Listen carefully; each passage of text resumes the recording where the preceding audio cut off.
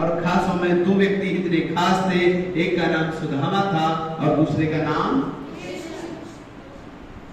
और तीसरा का नाम अर्जुन। वही सखा है, जो वही मित्र है, उसके साथ में जीवन बिताने वाला है, लेकिन उसके साथ में कोई पक्षपात करने वाला नहीं है। ऐसा व्यक्ति, ऐसा योगी, ऐसा महापुरुष विरले ही किसी के मित्र हुआ करते हैं, और जिसके साथ में ऐसा मित्र हो उसके व्यक्ति की हार कभी भी नहीं होती। इसलिए कहते हैं कि कृष्ण जैसा मित्र बनाइए, कि जिस व्यक्ति का मित्र कृष्ण जैसा होगा, जिस परिवार का मित्र कृष्ण जैसा होगा, जिस देश का मित्र कृष्ण जैसा होगा, वह देश, वह परिवार, वह राष्ट्र, वह व्यक्ति कभी भी हार नहीं सकता।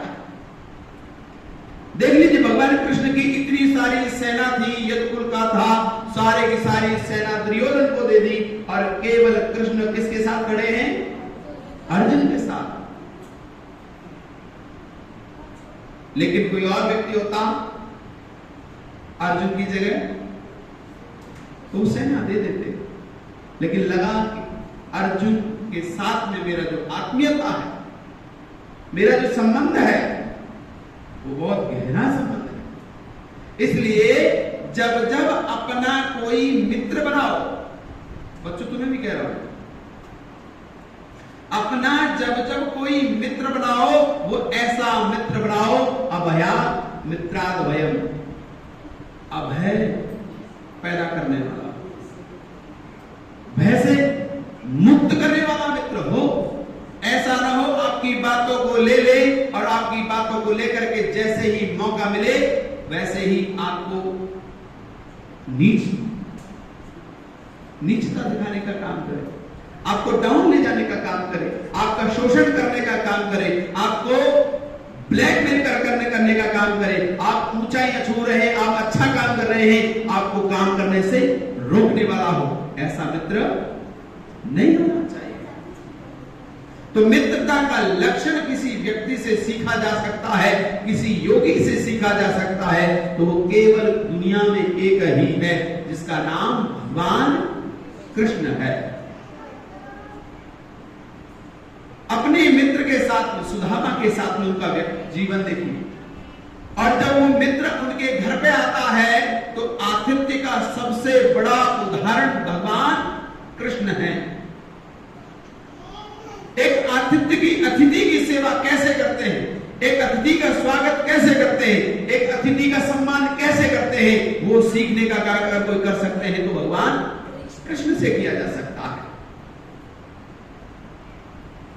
सोच के देखिए, वो मथुरा का व्यक्ति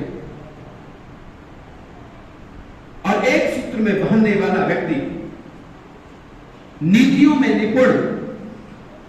आज हमने कृष्ण के ऊपर इतने सारे लांछन लगा दिए हैं कि भगवान कृष्ण के स्वरूप को हम देखना चाहते हैं तो देख नहीं पाते।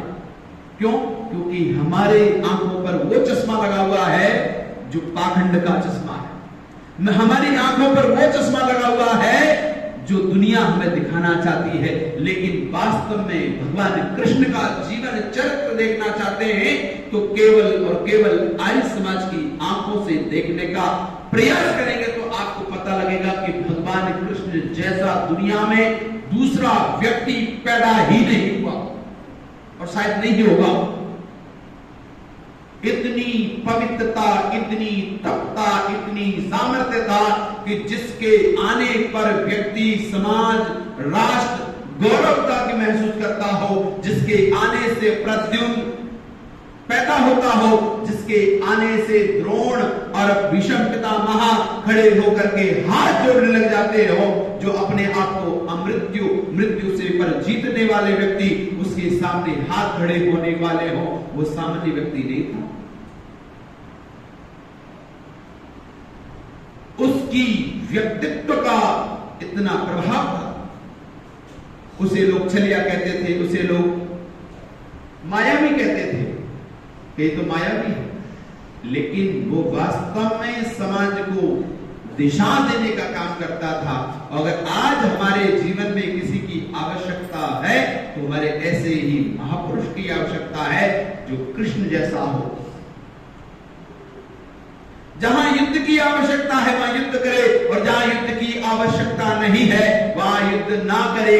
ऐसा नहीं राजा हो जो केवल कभी भी अपनी सेना को लेकर के तैयार हो जाता हो और सेना को लेकर के तैयार होकर के उनके सामने खड़ा हो जाता हो और उनके सामने सारे लाखों लोगों को बर्बाद दे देता हो, जो हमेशा मरवाने का काम करता हो। ऐसा राजा भारत को नहीं चाहिए। हमारे देश को राजा चाहिए तो भगवान कृष्ण जैसा राजा चाहिए।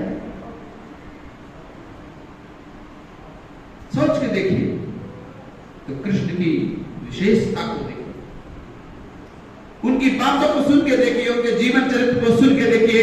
चंपूपति जी ने भगवान कृष्ण का जीवन चरित्र लिखा है, उस जीवन चरित्र को पढ़ के देखिएगा। उस जीवन चरित्र में एक भी ऐसा काम नहीं है जो समाज में लोग दिखाते हैं, एक भी नहीं। कोई व्यक्ति, मैं अभी सुबह आर्य समाज धर्माबाद में बोल रहा था कि कोई व्यक्ति मेरी इज्जत को ढकने वाला हो, मेरा सम्मान करने वाला हो, क्या वही व्यक्ति मेरा अपमान करने वाला हो सकता है? संसार में तो हो सकता है कि जो मेरा कुछ देर पहले सम्मान कर रहा हो बाहर वर्तमान में आगे चल कर वो मेरा अपमान कर दे। लेकिन कृष्ण का व्यक्तित्व तो ऐसा था कि अपमान करने की ऐसी कोई उसकी नीति नहीं हुआ करती।